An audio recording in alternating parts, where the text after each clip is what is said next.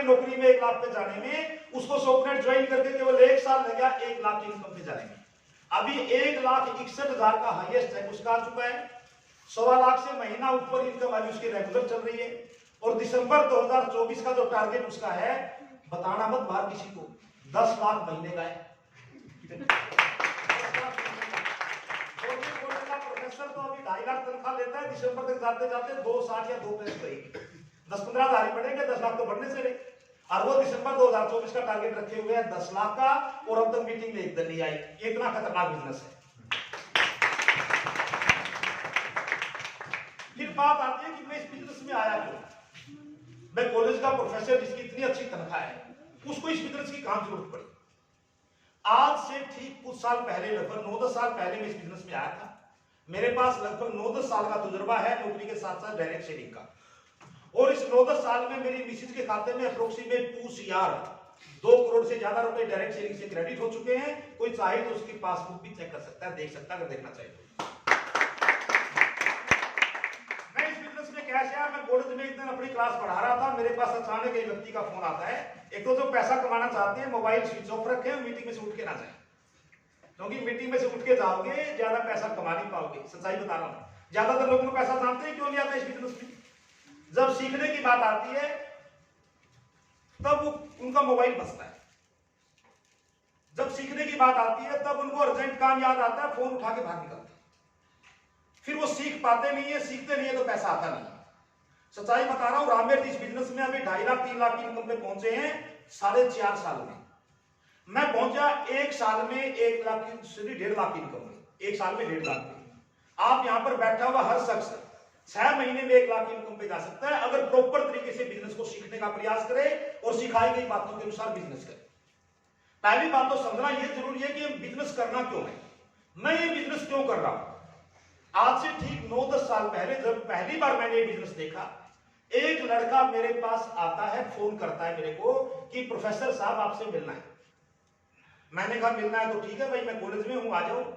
अभी तो मैं क्लास में हूं, क्लास के बाद फ्री होकर आपसे मिल पाऊंगा। ठीक है सर, मैं आपकी कॉलेज के बाहर आपकी वेट कर रहा हूं। मैंने अपनी क्लास खत्म की, क्लास खत्म करके मैं बिल्डिंग से जैसे ही बाहर आता हूं उससे मिलने के लिए, देखता हूं एक बहुत ही लंबी कार से एक लड़का निकलता है। मेरे पास उस समय एक्टिवा स्कूटर थी। एक कॉलेज के प्रोफेसर के पास कौन सा साधन था? Activa scooter. उसके पास क्या थी? Jaguar car. जैगवार कार से एक लड़का उतरता है और मेरे को बताता है कि प्रोफेसर साहब आपके साथ एक बिजनेस शेयर करने आया हूं, आपको एक बिजनेस बताना चाहता हूं। और बिजनेस बताने के लिए उसने अपनी एक किट निकाली, डेमो किट। वो कहने लगा कि आपको सर मैंने कुछ प्रोडक्ट का डेमो दिखाना है। मैंने कहा भाई ऐसा क्या बिजनेस है? उसने कहा सर ये बिजनेस है दुकान बदलने का, केवल दुकान बदलनी है। आपको वही प्रोडक्ट परचेज करने हैं जो आपके घर की नीड है, आपको दुकान बदलनी है। दुकान, उसने कहा कि मैंने दुकान बदली थी कुछ साल पहले, और उसने बताया कि आज मैं 17 लाख रुपए महीना कमाता हूं और जैगवार कार में चलता हूं। उस लड़के ने बताया कि मेरे पिताजी मास्टर थे, मेरे दादाजी भी मास्टर थे, दोनों हेड टीचर से रिटायर हुए। हमारे घर में मोटरसाइकिल से बड़ा साधन नहीं था। मेरे को इस बिजनेस का पता चला, मैंने बिजनेस को सीरियसली समझा और करना शुरू किया।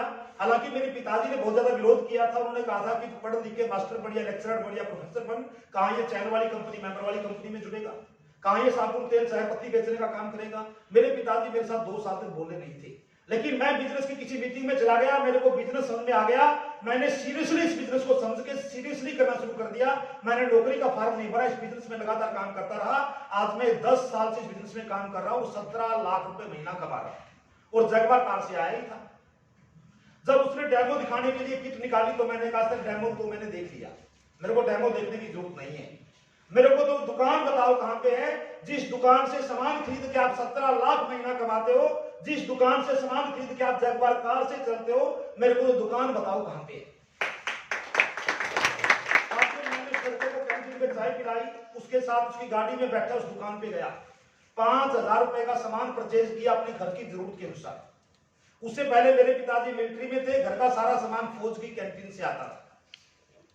5,000 का सामान जब घर पे लेके गया, जैसे ही मेरी मिसेज ने जाके सामान देखा, उठा के सामान का पैकेट खोला, उठा के सामान के रेट देखने शुरू कर दिए। अच्छा सैनिटरी पैड जो 140 रुपया का, सॉरी 190 रुपए का, साबुन 50 रुपए की, चाय पत्ती उनका 200 रुपए की, सामान के रेट उठा उठा के देखने शुरू कर दिए, उल्टा पैकेट पहन दिया। कहने लगे जहां से लेके आए वहीं पे वापस लेके आओ, अपने घर पे नहीं चलता सामान, अपना तो कैंटीन से आता है। फिर मेरे को तो उस पवन मलिक नाम था जिस लड़के का जो मेरे पास आया था, मेरे को तो उसने समझा रखा था। मैंने मेरी मिसेज को समझाया कि जिस सामान का रेट देख के आप डर गए, पहली बात तो यह है कि सामान की क्वालिटी यूज करके इस्तेमाल करके देख ले, अगर यूज करके भी सामान बढ़िया ना लगा तो वापस दे आऊंगा, इस बात की गारंटी है।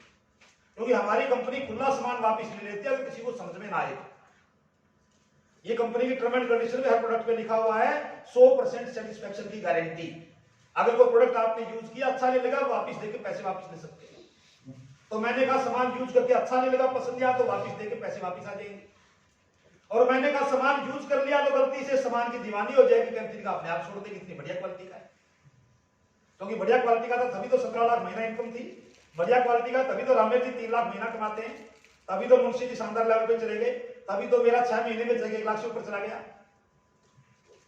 तो दूसरे नंबर पे मैंने बताया कि सामान के खरीदने से, जैसे हमने इस कंपनी का बनवा लिया कार्ड, 1600 से 2000 का सामान लेके कार्ड बन जाता है। कार्ड बनने के बाद इस सामान पे हमें 25% डिस्काउंट मिलता है। मैं जैसे कैंटीन में अपने को छूट मिलती है, डिस्काउंट मिलती है, यहाँ पे आपको सामान खरीदने पे 25% डिस्काउंट मिलेगा, क्योंकि मैं इस कंपनी का कार्ड बनवा के आया हूं। तीसरे नंबर पे अगर 4 महीने सामान लगातार खरीदोगे तो 5वें महीने सामान फ्री मिलेगा। मैंने कहा 4 महीने सामान खरीदेगी वो भी केवल 2000 रुपए महीना, 5वें महीने 2 का फ्री। 5000 रुपए महीना मेरे घर में लगता था तो 5वें महीने 5000 का फ्री। मैंने कहा कैंटीन से कभी फ्री मिला आज तक? ना कैंटीन से तो फ्री नहीं मिलता। यहाँ तो 4 महीने खरीदेगी, 5वें महीने फ्री सामान आएगा।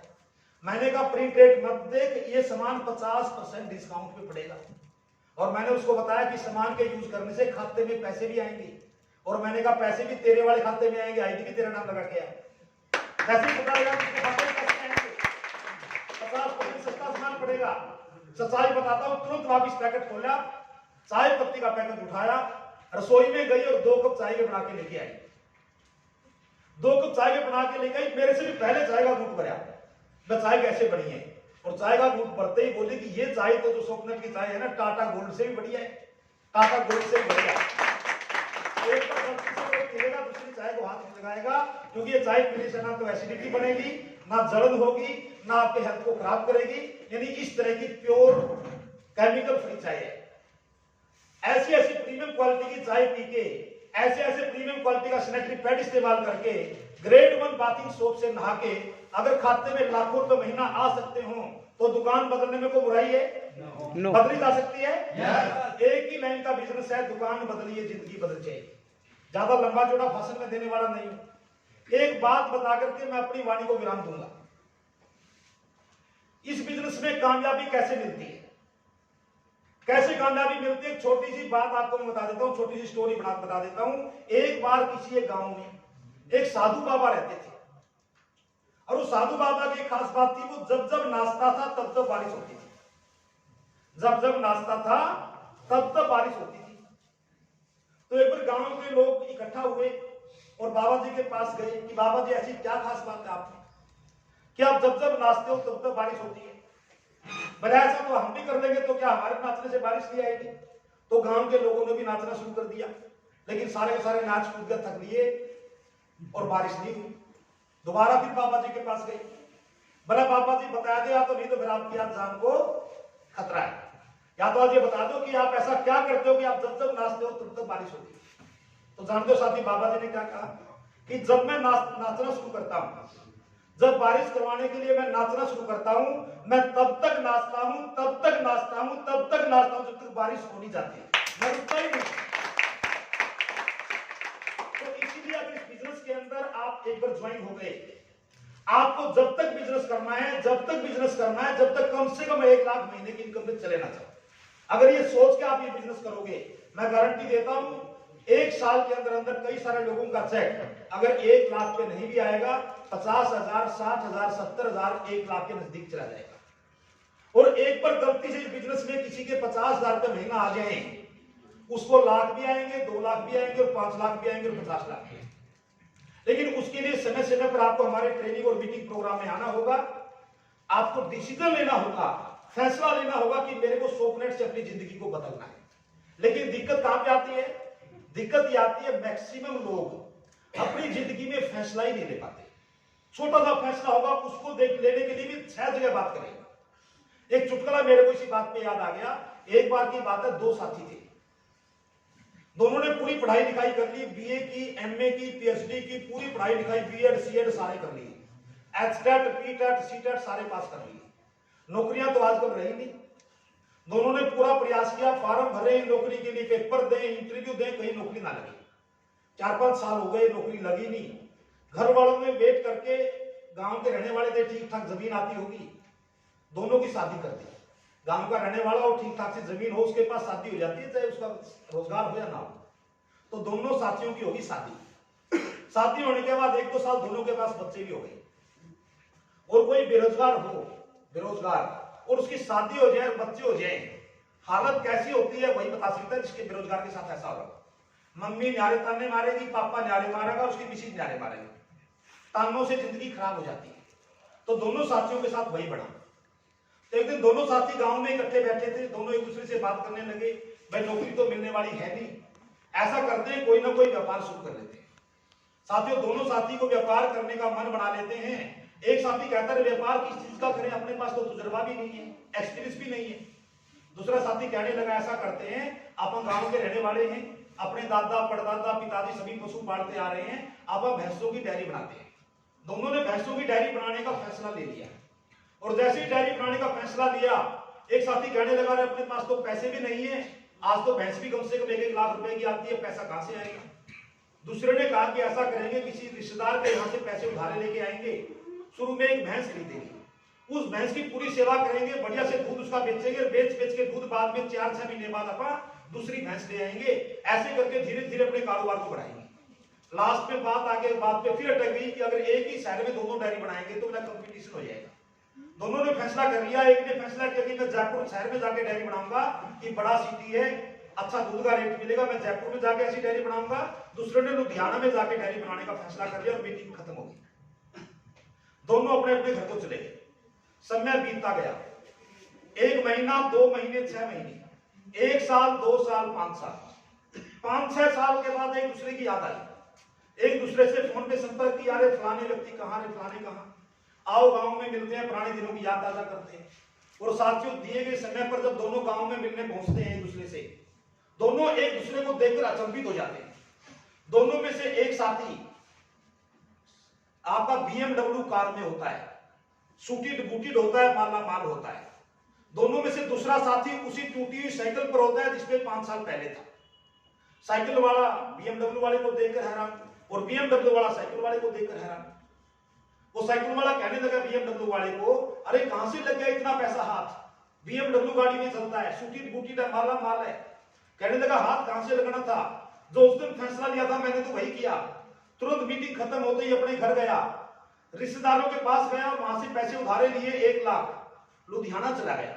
लुधियाना जाकर एक मकान किराए पे लिया, एक भैंस खरीद ली, उसका दूध बेचना शुरू किया। बेच के दूध 4 महीने 5 महीने बाद इतना पैसा हो गया कि दूसरी भैंस ले आया। फिर उसका दूध बेच के तीसरी ले आया। ऐसे करते कारोबार को बढ़ाता गया और आज मेरे पास 500 भैंसों की डेयरी है। और पिछले महीने भी BMW खरीद के लेके आया। पिछले साथी को कहने लगा तेरे पास तब भी यही टूटी साइकिल थी, आज भी यही टूटी साइकिल है, तूने क्या किया। कहने लगा मैंने तो वही किया जो सारे आम लोग सारे के सारे करते हैं। जैसे अपनी मीटिंग खत्म हुई, मैं अपने घर पे चला गया और जाके सारी की सारी बातें अपनी मिसेज के आगे बताई। और सुबह उठते ही मेरी मिसेज मेरे को कहने लगी, अगर अपनी वो पहले वाली भैंस आते ही मर गई तो बोले अपना क्या होगा। और मैं तो पहली भैंस ही ज्यादातर लोग जिंदगी में इसलिए डिसीजन नहीं ले पाते, उनको डर रहता है कि पहली भैंस कभी मर ना जाए।